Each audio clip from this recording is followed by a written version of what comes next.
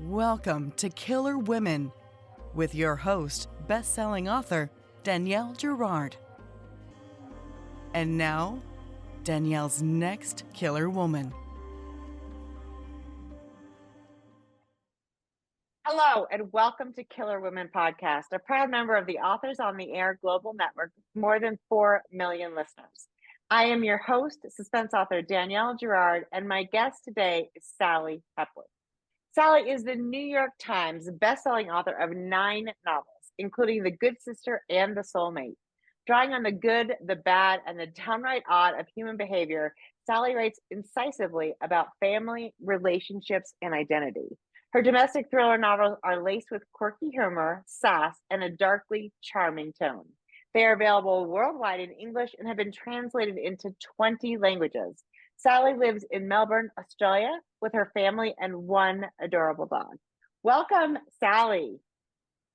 Hello, it's so lovely to be here. I'm a huge fan of the podcast and of you, and I love how this world helps us connect from so far away. I do too, Sally. I'm so happy. I was thinking before we started this podcast that I'm ready for like a cocktail because it's 5 o'clock for me, but you're probably still drinking your morning coffee. You're not having cocktails quite yet. Sadly not. No, I've got a glass of water, and yes, I just finished my coffee. Well, there you go. Well, that's probably, at least you're not having a cocktail this morning. So I told you also before we started, first of all, this is such a gorgeous cover. And I love the cover they did of the, I love your Australian cover too. It's also super gorgeous. They're really, it's same color scheme, which I thought was fun. It made it easy for me to buy the outfits to match the book. And so I can just wear it, all over the world. I love that. Yeah, and the nails as well. I'm going to get my nails done before I come and tour the States. But I've been so lucky with my covers in all countries, and I just think this one's really intriguing, and it does remind me of the book, but also feels like something I'd pick up. And yeah, I'm really happy with it. Exactly. You're going to see this all over the airports, everyone. And there'll be a copy that we give away on our Killer Women page on Facebook. So stay tuned for that. But I just telling Sally, this is my favorite Sally Hepworth book. And I don't know, there's not a moment I can say about any of the other ones I've read that were like, oh, this wasn't my favorite. It was just that when I read this one, I was like, ooh, because it's all your fabulousness and a little different. Don't you think? I mean, yeah. So tell our listeners before we dive into that, tell our listeners about Darling Girls. Yes, thank you for saying that. That's the right answer. As you know, we always want our of course, favorite. So thank you for that. No, look, this book, it's about family dysfunctionality, which will surprise, exactly no one, because that is what I write about. And this book is about sisters, but it is different from, for example, The Good Sister, which I wrote, because these sisters aren't related. And the reason that they're sisters is they grew up together in foster care as little girls. And the 3 sisters are Jessica, who is, first of all, a really type A personality. She's super neurotic, super organized. She runs a home organization business where she goes to people's homes, and she she sorts them out and gets everything color coded and looking fabulous. I actually need her for my house. She is really moving well on the surface, and then what we find out very quickly in the first page, in fact, is that she has developed a little habit of taking things from people's bathroom cabinets, and specifically medicine. And her preference is Valium, and who doesn't love Valium? I know. So especially for highly neurotic people, I think it's the better choice. So immediately we're kind of thinking, wow, well, what's happened with Jessica? The second sister is Nora, and Nora is possibly my favorite character that I've ever written. She's the opposite of Jessica. She's really quite rigid in her thinking, and she's super smart. She's not so occasionally violent, which I shouldn't be laughing at, but you'll understand if you read. No, don't cross Nora. She's but she's fiercely defensive of her siblings, which I love. Right? There's that loyalty. She's got a heart of gold, and but her upbringing in foster care has had the effect on her that she does protect herself. She protects her own, and she's developed a very a very interesting relationship with sex, where she considers it a really handy way to get odd jobs done around the house. Which is kind of clever, to be honest, right? I need to have, I need my plumbing fixed. Well, here's a way to do it. I love that. That is, that's so great. She's also got 3 dogs, which became more of a piece of the novel than I expected to, as they got a life of their own. Well, they're very big dogs. She doesn't have like 3 small dogs. She has 3 slobbering big dogs, which is so fabulous. And of course, when you put Jessica's type A with Nora's big dogs, it's your humor. It's so fun. Well, it helps to lighten what can be a dark book in some parts. But and then we have the final sister, Alicia, who is on the surface the most stable of the 3. She is a social worker. She's come out of her background in foster care, and she wants to make a difference, and she is wonderful at what she does. And she's funny, and she kind of brings people together and puts them at ease. But she's got some wounds, as they all do, and hers are to do with what she believes about herself and how worthy she is, and how that affects her in having relationships. But despite all of these kind of wounds that these 3 sisters have brought with them, they are absolutely rock solid on their relationship with each other. And that has kind of allowed them to survive. And so the book kind of comes together when the sisters, who are living these kind of functional lives, receive a phone call saying that the foster home that they grew up in, a place in the country, has been demolished to build a McDonald's. And they, while excavating, have found the body of a small child underneath the old farmhouse. And so they are thrust back to that town to speak to the police and talk about their childhood, that everyone believes was quite picturesque and quite magical. But we find out that that wasn't the case at all. And we start to search into who the child is, and do the girls know anything about it? Are they victims or are they villains? Mm-hmm. And there's their foster mother, who is such a fabulous character as well, Holly Fairchild. She's opens the door in her pink dress, and she's so positive. She looks like Barbie. One of the girls, is it Nora maybe, who sees her and is like, she looks like Barbie. And yet, of course, nothing is what it seems. And I noticed you said that you had the chance to speak to some kids who went through foster care. So obviously it's not, it's a very serious, it's a difficult and serious condition that obviously all of our countries deal with everywhere around the world. And yet, and you see that these girls they have gone through a lot. They are damaged, and they are also so resilient. And I think one of the things I love best about this book is the idea that hard things can happen to us, as they do. And yet we can not only survive them, but we can overcome them, and they can make us, and as it does with these girls, it makes them into the women that they are, which is so wonderful. So tell us about that experience of talking to those, the people you did and the research you did for this, because it is different in some ways than your other books.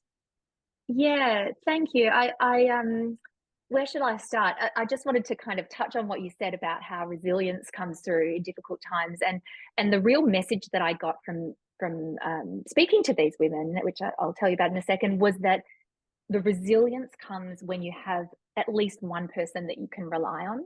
And it might be a foster parent, it might be a foster sibling, it might be an aunt or a social worker who cared about you. And that was really what I wanted to kind of come across through the relationships of these sisters in the book. And so, I think the most humbling part of writing this book, and perhaps any book that I've written, was speaking to 12 women, adults, all of them around my age, who had grown up in foster care as children. So they're not children when I spoke to them, but they, had come through and were the age of the characters that I wrote about.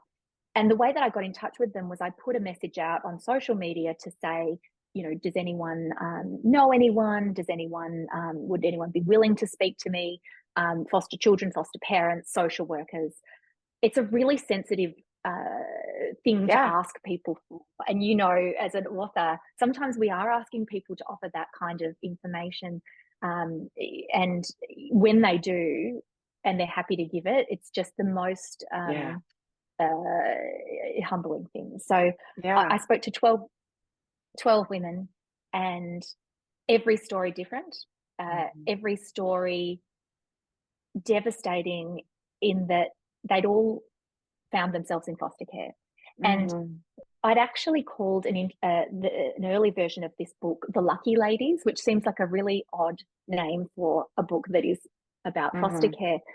The reason I did that is because in all 12 interviews with these women, and the experiences ranged from the most horrific stuff that you can imagine, sexual abuse, physical abuse, and neglect, right through to what we might think of as a positive experience, in that the foster home was kind and they were still in touch and they were loving, and there were good relationships. In every single woman told me that she was lucky, and it might, or that used the word lucky, and it may have been, sometimes it was in a horrific circumstance. They were lucky because they were only sexually abused once. I heard the word lucky there. And I also heard lucky that they received love.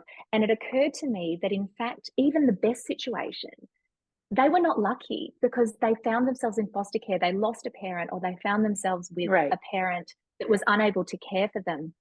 And so while it seems like a good thing for people to consider themselves lucky, and it might tell us that, they've got a positive outlook, that's how they survived, I started to think, maybe that's a negative thing, to make these people believe that they're lucky to have received the most basic care that we deserve and that we would want for our children, which is love, a roof over your head, food, continued care. Like, imagine I went to my daughter Eloise, she doesn't think she's lucky because she has a mum and dad who love her, and thrusting that idea of luckiness on a small child, I actually think can do some damage. And that's, again, there were so many stories, of which some of them made into the book, and with permission always, but really it was the ethos of what it does to expect a child to feel lucky for what they and every child actually deserves. That was, and you use that beautifully in the book. It is you weave that into the story, because it's absolutely right. And I think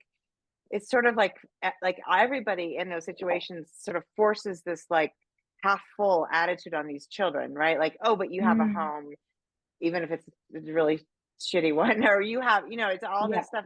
And I love the way that comes across in the book. And I'm not going to tell you about it because you have to go read it. But I mean, not you, obviously, Sally, you've read it, but I'm not going to read it. But that is beautiful. And so what was it that sort of prompted you? Because your stories have been mostly about, really domestic, a family, siblings, mothers-in-law and such. What sort of prompted this? It's not, I mean, you said this is your wheelhouse, but a little bit of a departure. Yeah. Well, as I said, it is families. Usually I start with the family relationship, and then I get into, who gets murdered, who's dead. Important. But this time I've kind of done a lot of the family relationships, or the ones that had immediately come to mind. And this one started with a news article that I read about a little girl who went missing from foster care when she was 3.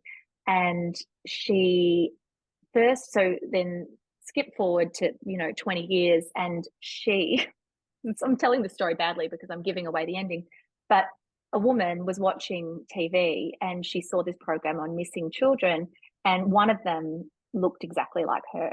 And she had been adopted, and she knew that, and she hadn't known what had happened to her. And she thought, that's me, that person. Wow. And she went and looked into it, and then she ended up doing a DNA test and proved that she was, in fact, this missing child. And I thought, and this was in the States, and I was just blown away by this story. And I then started looking into missing children in foster care. And unfortunately, across the world, Australia and America, so many children go missing from foster care every year. And so, and because in many cases they run away, a lot of them aren't found, and there's assumptions are made, and it makes them such a vulnerable group to be taken advantage of or whatnot. And so I thought, oh, this is interesting, and I could do something with this. But do I want to go there? And you sort of, I sat on it for a little while. And then I sometimes think, and I'm the least airy-fairy person you can imagine. I'm actually a very straight-laced, cynical Australian woman. But I kind of think that there sometimes is a bit of magic and a little bit of the universe pushing you in a certain direction. And I kept thinking about it. At the same time, a friend of a friend started fostering children. And I kept hearing these stories about her and the kids she was fostering, and I was so interested in it. And I remember my friend telling me that she'd fostered 2 little boys who came from 2 different families. They were 6 and 8 years old, and they had really formed an attachment with each other and had started calling each other brothers at school and to their friends. And it just made me think about that, what we talked about earlier, that need to form a connection. And if you don't have someone there, a sibling or someone that makes it feel like family, you seek it out. Human beings are so we know what helps us survive, we know what's good for us. And it really did got me thinking about, could that happen if I did write about foster care? Maybe there could be 2 or 3 sisters who forge this kind of relationship. And once you've got the 2 pieces, there was a missing child, and then there could be this sort of non-biological familial relationship. It was a way, and I knew it was too late. I had to write this book. Oh yeah, and I think it's an interesting point. Like, it is there's a whole different layer of sort of darkness to the story because of where the 3 girls come from. And the environment they're in. But I think it's like you said, it's important, I think, to write these stories. And you talk about interviewing these women, and sort of, it's an honor to hear their stories, and I think it's also, and of course the crime happened in America. There's no question that it happened here, but I do think it is such a gift for people, because of course our readers are also people who know people who came from foster care or came from foster care, or or have never experienced foster care, but to understand it in a way. This is what I always think is a gift about a thriller, right? It's a fun story to read. It's it's a total entertainment, and yet at the end of the day, you understand somebody's life just a little bit better, and that is what. And I think we do. I'm going to say this, and again, I don't hate men as the killer women, but I think women writers do that particularly well. We understand sort of the nuance that happens when people connect, rely on each other, and how important that is. And I think as women, we do that. We just do that differently than men. I won't say better. I'm thinking it, obviously, but I'm going to say it. I'm going to say better. I'm going to own that. I mean, we allow ourselves to be, and these girls did that too. Their vulnerability. First of all, the vulnerability is obvious because they're in foster care, but each of them has a vulnerability that they let the others see. And we won't talk too much about it because it is really special to the story. And even Jessica, who's that like type A, totally organized, there's little cracks in her that only her sisters really get to see because she only really shows them. And I love that. I love the way these 3 understand and appreciate and support each other, even though they're so different, right? And that's something you don't always get with like actual siblings, I think. That's true. Although my kids definitely fall into that category of being very, very different from each other. Well, yeah, but not necessarily supportive of each other. Like, I think siblings can be very different. No. But right, I think sometimes this sort of forced, or created sibling is even stronger. Yes, exactly. And I was just thinking, from what you were saying, the other thing that I really wanted to, challenge in this book was the idea that, and challenge it because of my own thoughts that I've had in the past, is this idea that foster care is something, it's too hard. The system's broken. What can we do? And throw up our hands. And that's something that I have done, and thought many times. And yet I think that it's kind of lazy to do that, because the truth is that foster kids are not someone else's problem. They belong to all of us. in Right. society, and they are wards of the state. And anyone who has had their own children, and many people who haven't, can see, if you, as soon as you put your own children into that perspective and think, what is the care that I would want for them Right. when, if something happened to me, then you can take on these children as our own. And by that, I don't kind of mean that we need to guilt people into taking on a foster child. You know, I Right. have never done that. I'm certainly not, you know, proclaiming that, you know, I've figured it all Right. out. But our job as writers is to highlight these things. This is a really problematic, really difficult area, because these kids don't have parents advocating for them. It's Right. not like a cancer society or you know, another kind of childhood illness where there are these passionate parents advocating. These kids don't have parents to advocate. And so if we in some small way can shine a light, I really want to do that. And the best messages I've had from here in Australia, where the book's already been released, has been from people who've read the book and inquired about how to become a foster parent, how to raise money for foster children, you know, how to volunteer, and all of those messages have been really heartwarming. That's the power of books, right? It's so fabulous, is that books, they really do change us, you know, because if we, and I think fiction in particular, of course, I'm super biased on that as well, but I feel like, you know, you get a chance to see the way somebody else lives, and it helps us sort of assimilate those experiences to our own experience, which can be so different.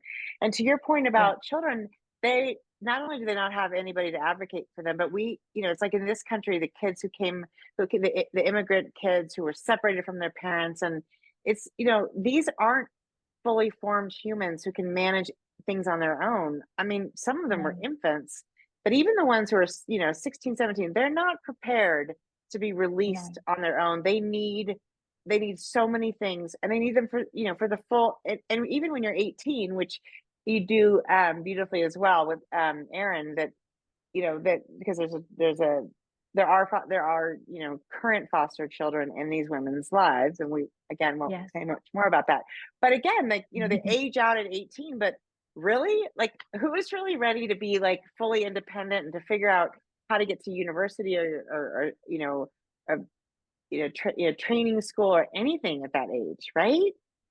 And oftentimes they're released, if they turn 18 in their final year of school, they are let go from if the foster parents don't keep them. And I say this without judgment, because, you know, I don't know the situation that every foster carer has been in, but their funding stops and the child is released into the world, you know, the midway through school, and, you know, potentially has to go and get a job, and and not even finish school. And which is just, and I don't, as I said, the foster carers, some of them are not so great as they are in the book, but also, gosh, I mean, there are heroes who are out there being foster carers, and I feel like it's important to say that, because it's very easy for me to sit here. I am not doing it, and thank goodness for the people that we have out there just doing this really difficult job. Yeah.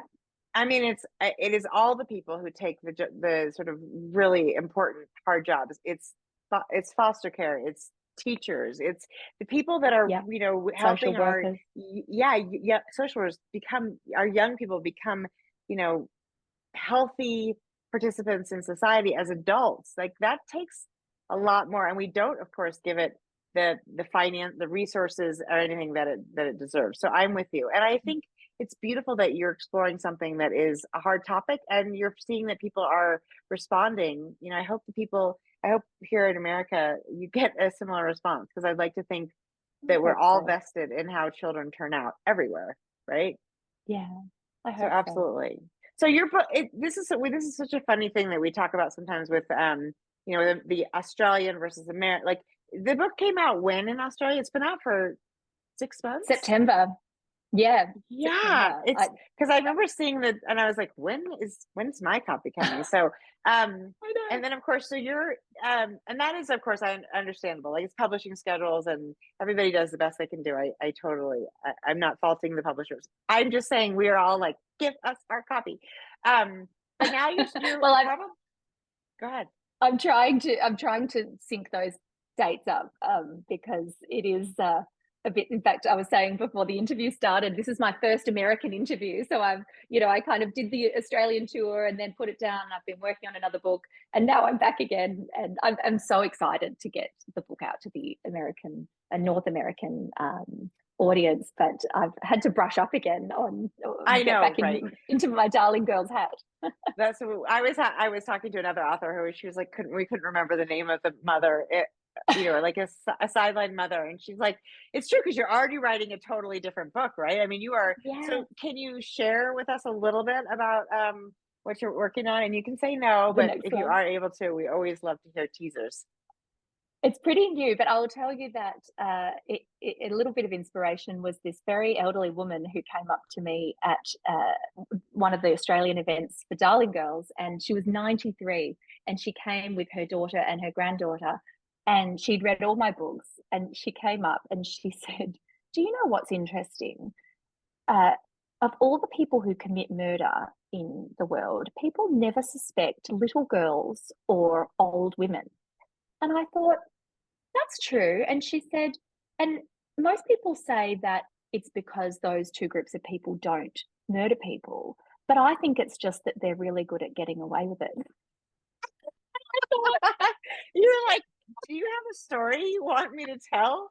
That is so 93. Yeah, I cannot wait to see what you spin out of that one. That is so fun.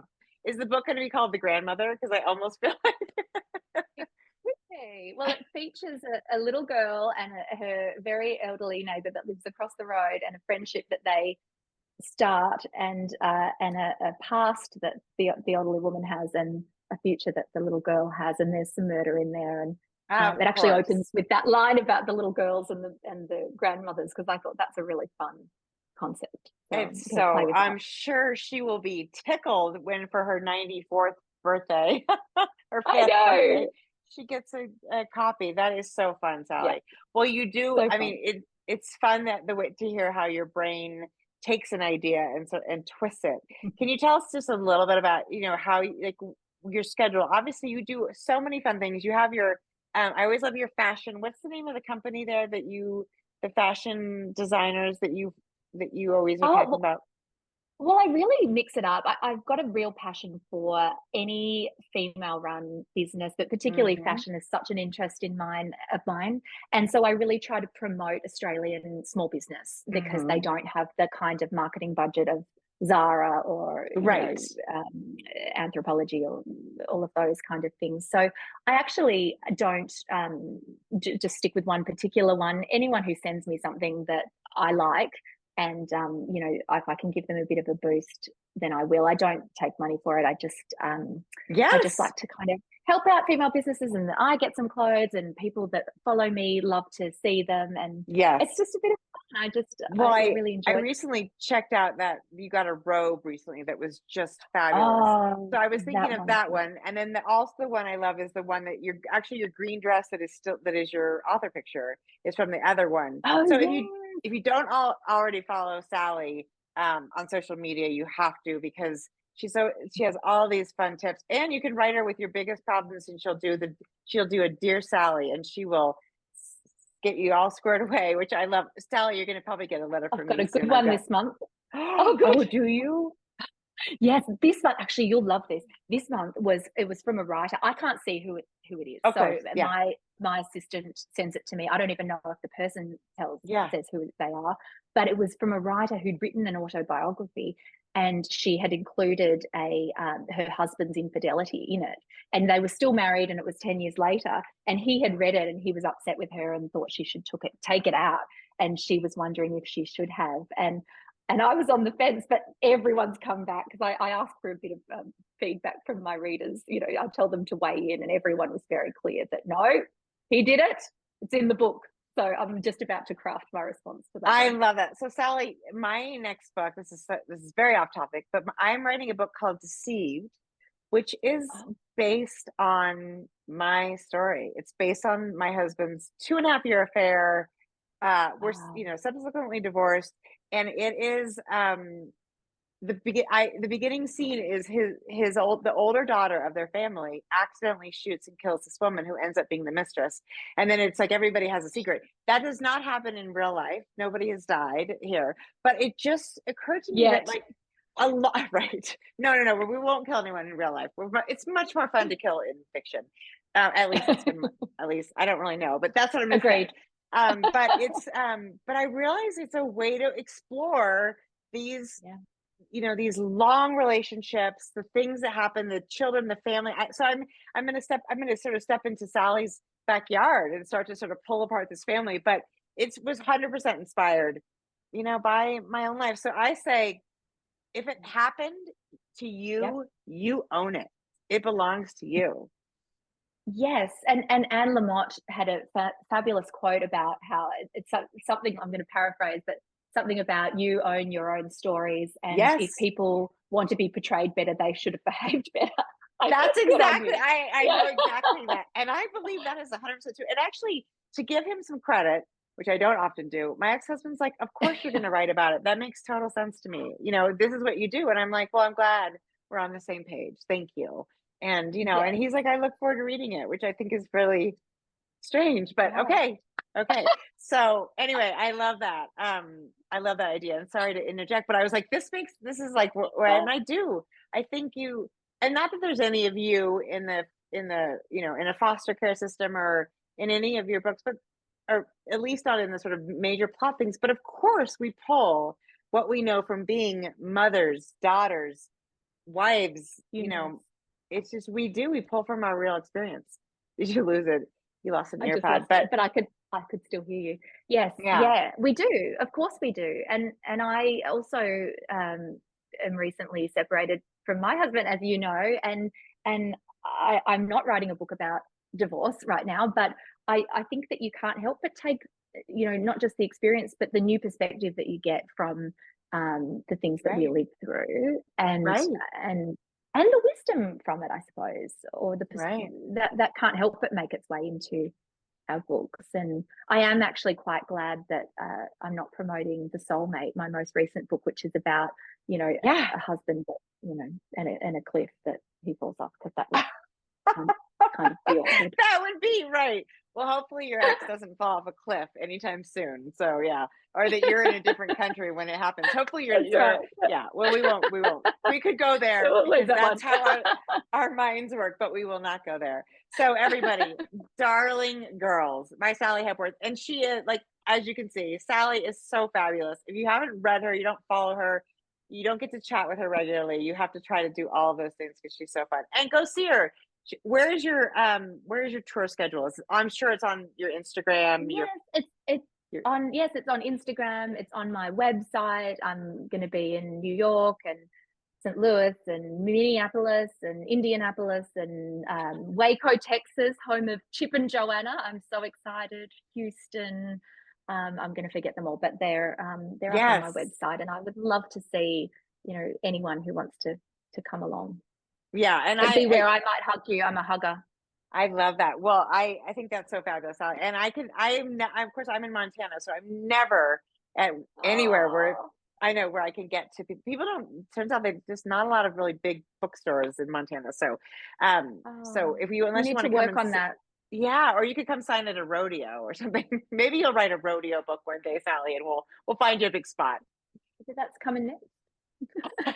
If it gets me to Montana, why not? Exactly. Well, you're always welcome. Everybody, thank you so much for joining Sally and I today to talk about Darling Girls. Don't forget, there's a copy of this that will be available to win on the Killer Women Facebook page. And Sally, so much fun. In the meantime, everybody, happy reading, and we will see you next time. Bye.